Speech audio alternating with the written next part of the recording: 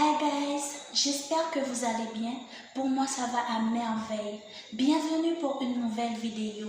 Dans cette vidéo, je vais vous expliquer comment vous pouvez identifier un ou une bonne amie et comment vous pouvez identifier un ou une mauvaise amie. Dans cette vidéo, je vais aussi vous expliquer mon histoire avec des amis quand j'étais au collège.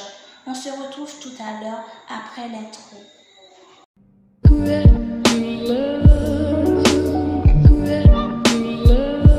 Quand j'étais au collège en troisième, j'avais 3 amis, on se parlait. C'était devenu les seuls amis que j'avais au collège. Je vais appeler la première Luna, la deuxième Melissa et la troisième Fania.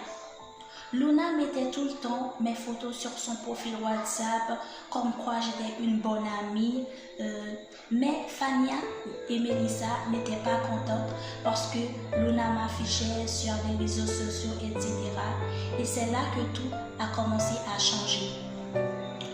Fania et Melissa disaient des trucs mal dans mon dos. C'est là que Luna a commencé à changer avec moi. De jour en jour, elle a commencé à me traiter mal, à me dire des choses mal, des choses que j'aimais pas, à me faire me sentir mal dans ma peau. Franchement, je réfléchissais, je me disais mais pourquoi elles sont comme ça avec moi, pourquoi elles m'aiment pas ces filles, qu'est-ce que je leur ai fait, etc. Franchement, j'avais beaucoup de problèmes en pensant juste que j'avais 3 amis seulement au collège et elles étaient comme ça avec moi. C'est comme si elles avaient beaucoup plus d'importance que moi et moi, j'avais pas d'importance en fait. Et franchement, comme c'était eux mes amis, j'avais continué à parler avec eux. Et cette année de troisième là, c'était une mauvaise année pour moi parce que je m'étais sentie vraiment mal dans ma peau, etc. Moi, j'habitais très loin de mon établissement. De 7h à 12h, on est à l'école et de 12h à 14h, on est en pause. J'ai l'habitude d'aller chez eux, mais spécialement chez Fania. Et franchement, ses parents étaient pas du tout méchants. On était à 3, j'étais en train d'aller chez elle. Et puis, quand j'étais presque arrivée chez elle, elle m'a dit « Tu sais, Udni, je ne peux pas te laisser venir à la maison. Tu sais pourquoi je ne peux pas te laisser venir à la maison? Je ne sais pas si mon père va accepter que tu viennes. » J'ai dit « Mais pourquoi tu m'as fait ça? Pourquoi tu m'as fait ça? Je suis presque arrivée chez toi et tu me dis que ton père ne va pas accepter que je vienne. Est-ce que c'est logique de me faire ça? » Elle m'a dit « Je suis désolée, c'est pas de ma faute, j'ai oublié de te dire ça. » J'ai dit « Ok, il n'y a pas de souci, d'accord, il n'y a pas de souci. » Et puis, j'étais allée chez une dame, je lui ai demandé « Est-ce que je peux rester chez elle de 12h jusqu'à 14h. » Elle m'a dit « Oui, ma chérie, tu peux rester, il n'y a pas de souci. » J'ai dit « D'accord, merci. » Et franchement, lorsqu'elle m'a fait ça, ça me faisait tellement mal. J'ai même pleuré en chemin. Pendant que j'étais en train d'aller chez la dame, j'ai même pleuré. Et franchement, ça me faisait très mal. Ces amis-là, elles étaient vraiment dures avec moi. Même quand j'étais en examen, je faisais des devoirs, je ne pouvais pas faire un exercice. Je disais, est-ce que vous pouvez m'aider à faire cet exercice? Elle faisait comme si je n'étais pas là. Et après, quand je leur ai dit, mais tout à l'heure, je vous ai demandé de m'aider, pourquoi vous m'avez pas répondu, etc. Elle disait, oh mais non, oui, on a raison, etc. C'est moi qui avais toujours tort.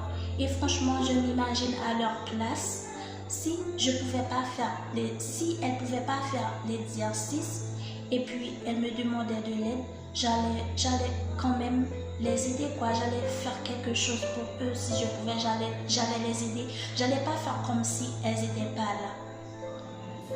Quand j'étais arrivée en seconde, j'ai dit c'est assez, je ne veux plus être avec ces amis-là. Franchement, j'ai décidé de faire le tri dans dans mon entourage, j'ai réussi à identifier mes amis, à les analyser et de voir s'ils peuvent être mes amis ou s'ils ne peuvent pas être mes amis. Et franchement, maintenant je suis heureuse. Je suis heureuse parce que je vis bien maintenant. Je ne suis pas avec ces amis hypocrites là. Franchement, j'ai même oublié tout ce qu'elle m'avait fait parce que je ne vais pas quand même les laisser me tourmenter, etc. Et franchement, j'ai une amie là, c'est de l'or. Fedora, elle s'appelle Fedora. Fedora, si tu regardes cette vidéo, sache que je t'aime comme tu es parce que tu es une bonne amie. Yveland aussi. Oui, je vous aime beaucoup parce que vous êtes des vrais amis en fait. Et c'est ce que vous devez faire. Vous devez faire le tri dans votre entourage, d'analyser les amis et de voir s'ils peuvent être vos amis en fait. Si vous voyez que vous avez des amis et que vous voyez que vous faites des efforts pour eux et eux, ils essaient jamais de faire des efforts pour vous. Si vous voyez que vous les invitez dans des fêtes, dans des soirées, etc.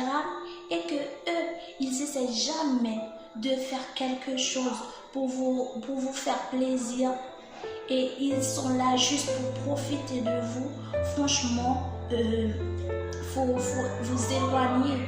vous éloigner de ces personnes-là parce qu'ils sont pas des amis en fait. Vous devez vous éloigner. Et c'était comme ça, franchement. Maintenant, je suis heureuse. Je ne suis plus avec ces fausses amies-là. Luna m'avait écrit pour me demander pardon pour tout ce qu'elle m'a fait endurer et que je ne méritais pas ça. Et elle m'a demandé pardon aussi pour les 2 autres filles. J'ai dit, bien sûr que je vais te pardonner. Je vais te pardonner, je ne suis pas une personne rancunière. Oui, je vais te pardonner. C'est pas parce que tu m'as fait ça et que je vais pas pardonner. Oui, je vais te pardonner. Et puis voilà, j'étais plus restée en contact avec elle. J'ai dit oui, je vais te pardonner, mais on ne peut pas être amis. On ne peut pas être amis à nouveau. Mais oui, bien sûr, je vais te pardonner. Et puis voilà, et puis c'est tout. Je ne suis pas restée en contact avec eux. Et puis voilà, c'est tout, je vis ma vie tranquillement. Bon mes chéris, c'est la fin de la vidéo. Je vous aime. À bientôt pour une autre vidéo.